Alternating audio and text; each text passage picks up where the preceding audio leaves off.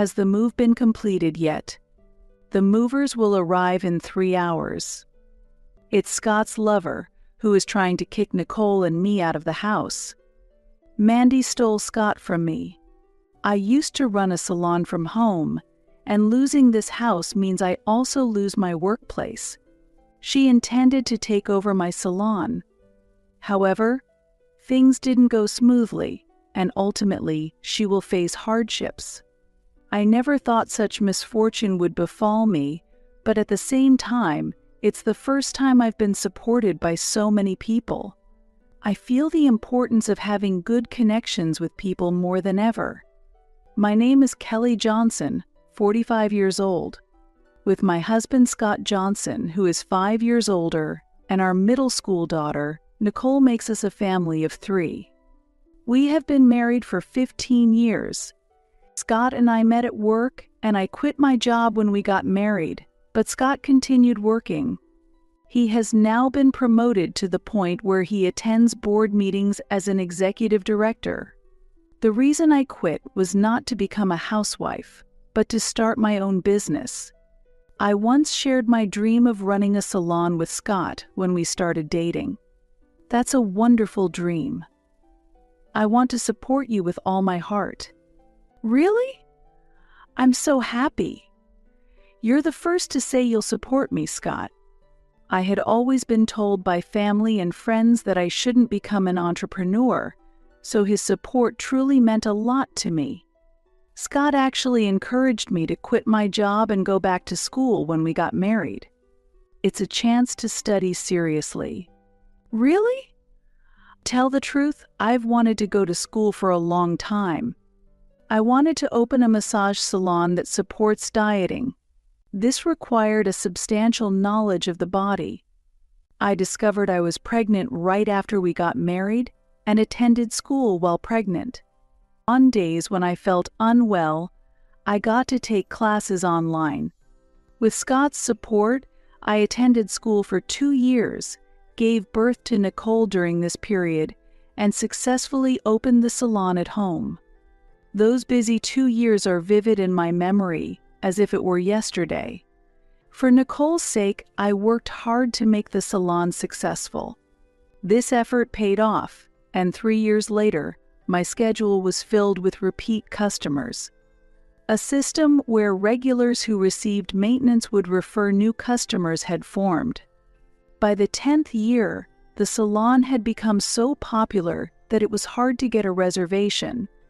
When the 10th anniversary came, customers and friends celebrated with me. That day, I received a bouquet of flowers from Scott and Nicole and felt truly happy. You've really done well. Thank you. I made it this far because of your support. I appreciated his help and expressed my gratitude to Scott for his support. I have something to tell you. What is it? I've been promoted, and I will become an executive director. I'll be attending board meetings from now on, and it might get busier. That's wonderful. Congratulations. Thank you. At that time, I was confident that our life together would continue to be happy even after Nicole had grown up and left home. However, a few years later, I would discover Scott's betrayal. One day, Mandy Simpson appeared at the salon without notice. She is the daughter of the president of Scott's company. Are you Mrs. Johnson? Yes, that's me.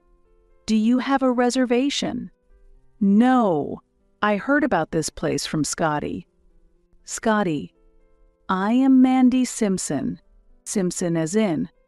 Mandy looked at me with a smile. No doubt, she was the young lady of the Simpson group. When Scott and I worked at the same company, the president used to bring his elementary school daughter to the office. After graduating from university, Mandy joined the secretarial department through her parents' connections. You're the president's daughter, and yes, I came here today to enjoy some beauty treatments. Really? I'm sorry, but we're fully booked today, and the next availability is in 3 months. I'm really sorry." Upon hearing this, Mandy's expression suddenly darkened. I had a bad feeling and my heart started pounding. "You're turning away a customer who made the effort to come here." "I'm sorry. I'm managing this salon alone, so I can only handle one customer at a time." "Then you should cancel the current reservation and let me in." "That's difficult. It would be rude to the customers who have made reservations." Mandy refused to leave. The next customer was due to arrive soon. I didn't want such a scene to be witnessed at the entrance. "I'm sorry you came all the way over, but could you first make a reservation? I also take cancellations if you can't make it by chance." Then Mandy glared at me angrily and said, "I won't make a reservation. Who do you think would come to such a dirty salon and left, catching a taxi?" I was simply shocked and could only stand there stunned. Compared to a salon that a lady would visit, it might indeed look inferior. But I didn't deserve to be spoken to like that, and felt a bit down. However, the events of that day were not over yet. That night, Scott came home with a furious expression. "Hey, I heard you turned away the president's daughter today." "What?" "The news has reached you already. I'm the one who referred her, so of course it would. But you should have made it clear that reservations are mandatory." "She's the president's daughter, you know." "So what? Being the president's daughter doesn't entitle her to special treatment." I couldn't understand why Scott was so angry. Maybe he was concerned about his career. Mandy isn't involved with the company, and the president doesn't seem that strict. Why are you so upset? And something else I'm curious about. Why does she call you by your nickname? That fact bugged me, so I asked. Scott then showed a clear sign of being disturbed. "She was at the president's golf tournament. The president calls me by my nickname, so she probably does too." The fact that the president calls Scott by his nickname seemed strange to me, but I still didn't understand why he was angry. "Is your promotion that important? Don't you support me? I always supported you. Having the young lady as a client could have boosted your reputation. This salon prioritizes reservations. New customers are important, but regulars are even more so." Hanf. As if a customer who comes once a month would spend much money. At these words, I was at a loss for words. I didn't have the energy to argue further, and I asked Scott to consult me in advance if he intended to make any referrals. "I won't make any referrals anymore." Scott was angry, and we didn't speak to each other at home for a while. I couldn't understand why the matter with the president's daughter had to cause so much trouble. We only started talking again when Scott forgot something. A USB was left plugged into the home computer. When I called, he asked me to bring it to the office. I had several appointments that afternoon, so I hurried to the office. My bad. Scott said that, took the USB, and quickly left. I might have hoped for a lunch together, but nothing of the sort happened, and we parted ways quickly. "Is that you, Mrs. Johnson?" The person who greeted me was a junior colleague who had joined the company when I was still working there. She had become a respectable career woman, which surprised me. "Ms. Adams?" "It's been a while. You seem well settled." "Well, I'm a senior now. Time really flies," I thought. I wanted to chat more, but with customers waiting, I said, "How about we grab a meal sometime? Here's my contact," and handed her my business card. "Thank you. There's something I'd like to discuss, actually." "Something you'd like to discuss?" "Yes, it's a bit difficult to talk about here." She then whispered in my ear, "It's about Director Johnson." "What?" I was concerned about my husband, but we agreed to get in touch later. I felt uneasy. What on earth could it be about? However, a few days later, I witnessed an unbelievable scene. That day, I had gone on a business trip a bit further away. I was visiting a factory to see a prototype of a new lotion for the salon. When I arrived at the station, I saw a familiar car parked. Watching it, I noticed Mandy sitting in the passenger seat. I discreetly observed from a distance. No one was in the driver's seat at first, but soon a man came out of a store and took the seat. It was undoubtedly Scott. He was supposed to be on a one-night golf trip today. I thought maybe it was a competition Mandy was participating in, but something felt off. It was a woman's intuition.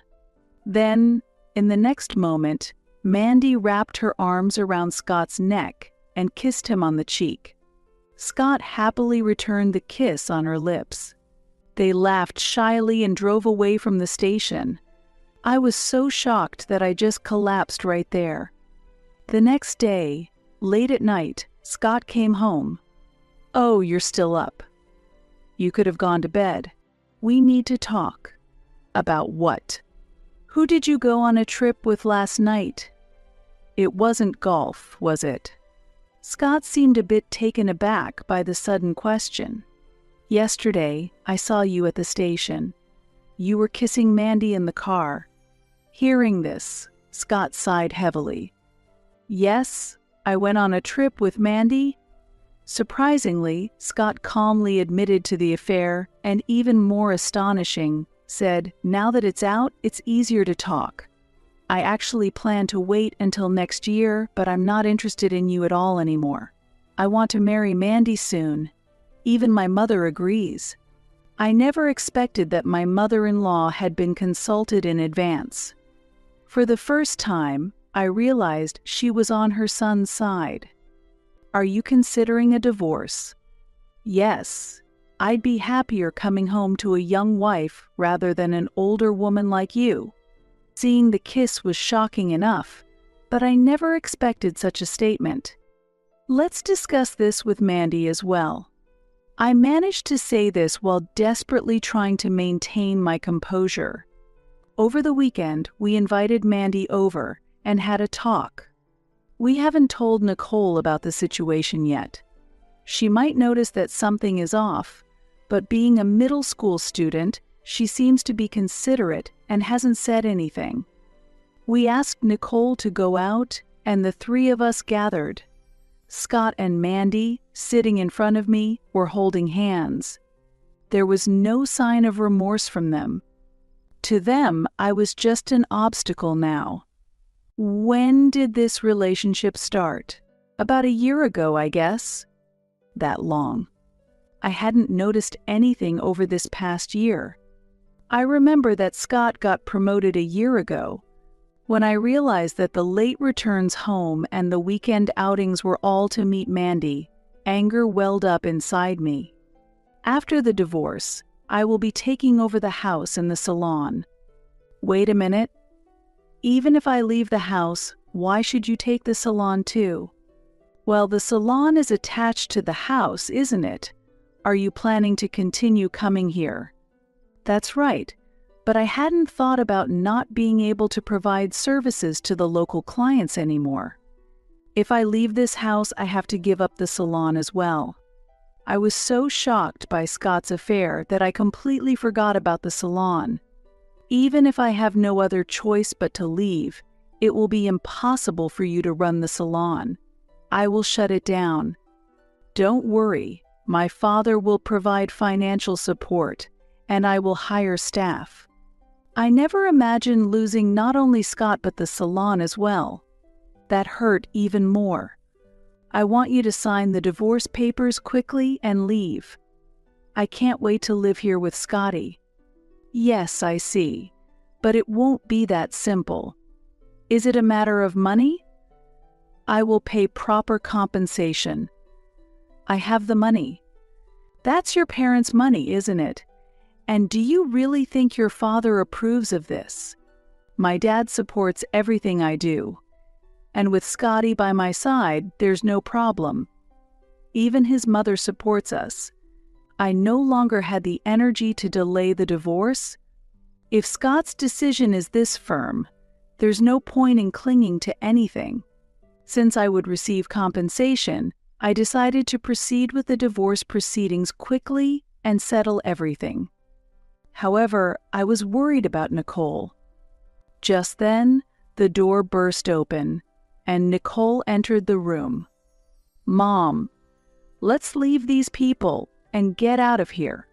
I support you." "Oh, Nicole, not staying with your wonderful father?" "That's fortunate. I didn't want you to be in my way anyways." Nicole stared intently at Mandy. "What do you like about this old man, old lady?" "Old lady? Ma am? I'm only 23 years old." "Oh, is that so? I thought you were older because of the heavy makeup." Mandy trembled with anger. "What kind of upbringing is this?" "I'm sorry. My daughter is just very honest." Mandy left the room trembling with anger, and Scott hurriedly followed her. I apologized to Nicole. "Nicole, I'm really sorry." "It's not your fault, Mom, and you can open a salon anywhere because of your skills." Encouraged by Nicole's words, I resolved to try hard in a new place. I might not have been able to make such a quick decision if it weren't for Nicole. I didn't want her to have anything to do with that woman. The procedures were carried out swiftly.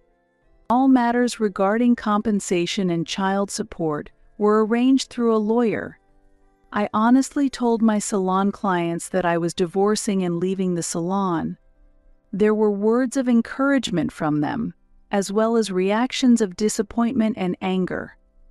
It felt like everything I had built was gradually crumbling. Then the moving day came, and Mandy showed up. "Has the move been completed yet?" "The movers will arrive in 3 hours." "That will take some time. There's no need for you to keep watch."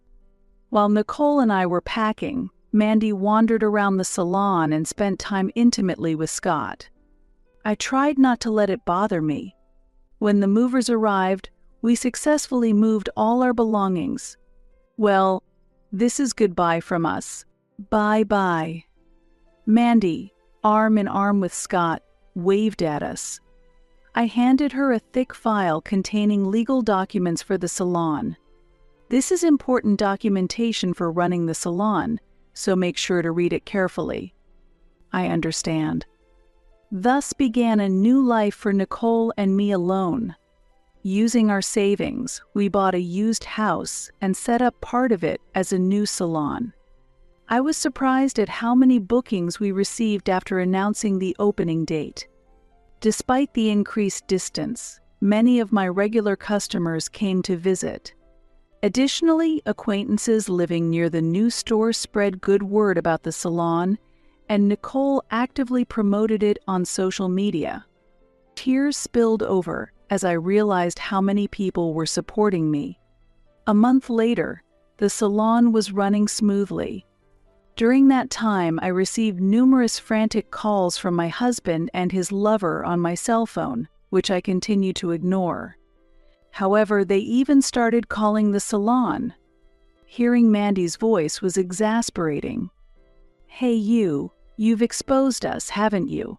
What are you talking about? Don't play dumb. Scott and my father are in trouble right now." It seemed there was trouble at the company. I didn't need to know the details, but just to be sure, I contacted Ms. Adams. "I would like to discuss something important with you. Are you available tonight?" After work, I agreed to meet her. After your divorce, these photos were distributed among the people in the industry. The photos she presented showed Scott and Mandy having a secret meeting inside the company. What is this?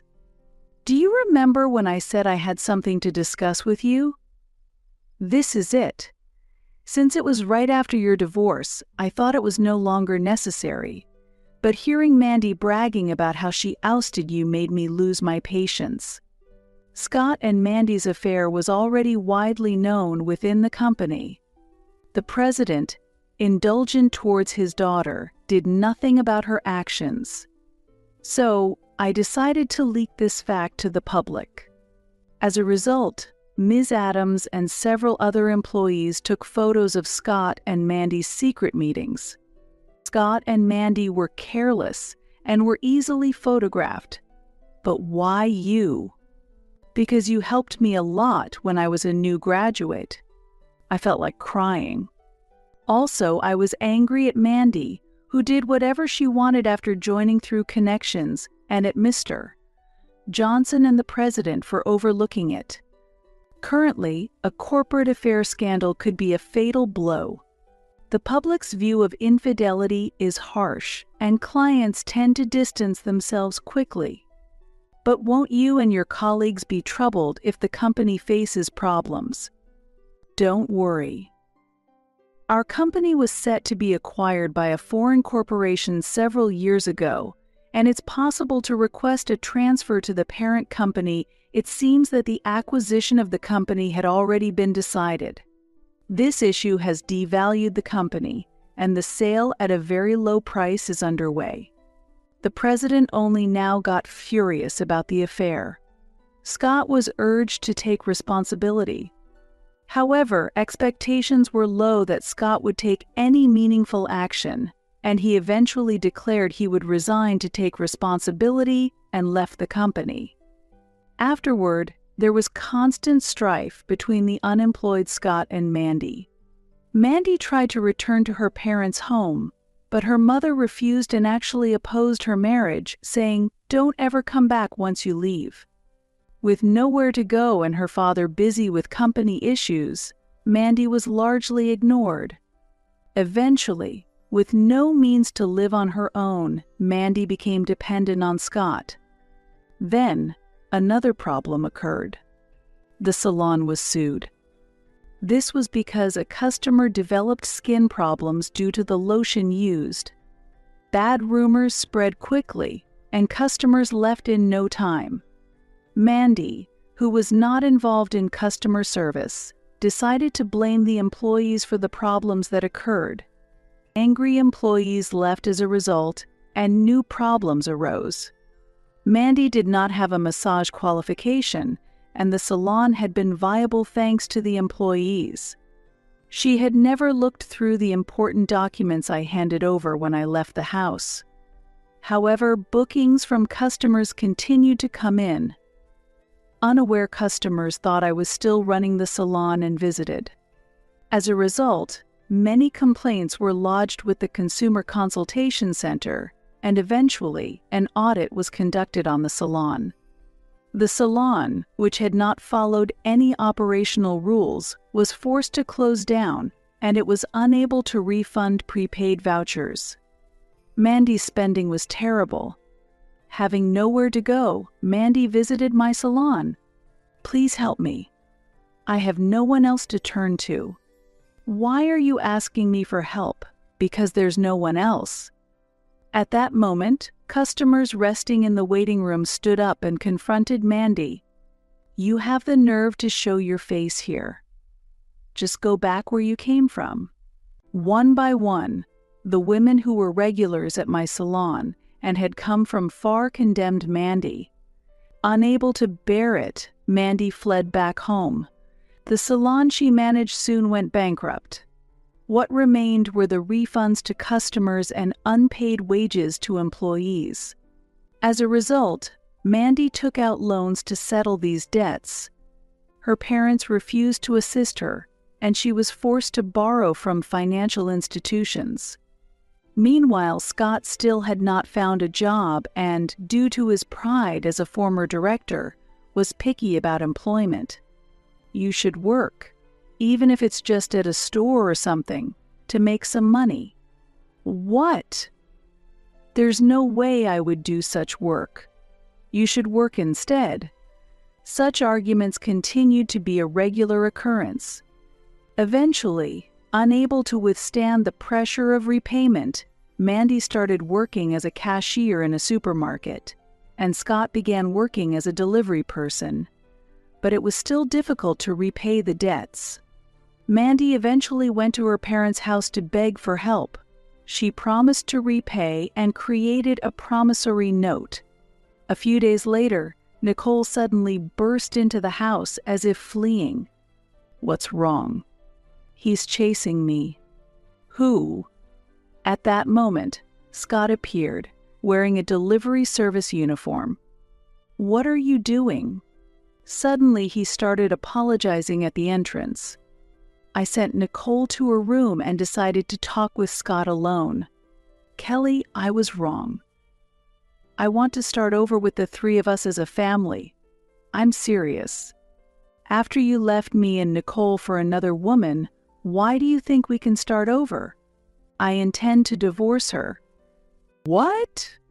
It hasn't even been a year since you got married, right?" At that moment, the doorbell rang, and Nicole came downstairs to answer it. "You're here too." The person who boldly walked into the house was Mandy. "I knew you'd be here." "How did you know?" "The delivery service called me. They said they couldn't reach you. What are you doing, skipping work?" "I want to break up with you." "What are you saying?" Seeing the situation worsening, I urged them to leave the house. "I'm not considering remarrying you. We don't want to be involved with you anymore. So please, never come to this house again." "Wait. If either of you comes here again, I'll report you to the police for stalking. I will never come to this house again." Saying that, Mandy took Scott and left. In the end, Mandy was not considering divorcing Scott, and she did not let go of him. I wondered why Mandy so desperately wanted to stay with Scott. 5 years have passed. One day, when I was feeling unwell from a cold and went to the hospital, I saw a nurse pushing a patient in a wheelchair. The patient was a man in pajamas, unmistakably Scott. I was curious about what had happened, but went home without doing anything that day. When I told Nicole about the incident, she said, "I'll look into it." Nicole still had friends nearby our old address who she could contact for information. From her investigation, it was revealed that Scott had a traffic accident while making deliveries and broke his leg. He had been hospitalized with injuries that would take 3 months to heal fully. Meanwhile, Mandy had left Scott during his hospitalization, leaving behind a divorce notice. She had only been holding on to Scott to ensure the repayment of their debts, and once she realized the medical expenses would be an additional burden, she abandoned him. Scott, now free, promptly signed the divorce papers left by Mandy. However, he was later fired from his part-time job, and his solitary hospitalization worsened his mental state, leading to a depression-like condition. Additionally, the reason Mandy abandoned Scott was that she had a new boyfriend. However, her new boyfriend was severely addicted to gambling and had been misusing Mandy's funds. As a result, Mandy was trying to escape from him. With nowhere else to go, Mandy reluctantly continued living with him. She was also mentally exhausted, and her situation was far from good. Neighbors noticed her severe weight loss and gossiped. "That wife has lost a lot of weight recently." Nicole was fed up with hearing about them and told me, "Don't worry about those people anymore." To Nicole, that man was just someone related by blood, not someone she could think of as her father. After graduating from high school, Nicole attended a beauty school for 2 years to become a nail technician, and after graduating, she has been helping at my salon. She has talked about wanting her own salon in the future, and I allowed her to set up a nail space in my shop, which she has made a reality. Though the divorce put many hardships on Nicole, seeing her work hard and stay positive motivates me to do better myself. Recently, Nicole said something that really touched me. "I want to become an independent adult like you." This was truly a joy to hear, the most valuable thing to me. I feel very happy now. Life cannot be measured by money alone. While there are many wealthy people, there are not as many who are rich in spirit. I want to be a person rich in spirit. That's why I cherish my relationships with those around me and live with a sense of gratitude. As Nicole grows, I too want to continue growing.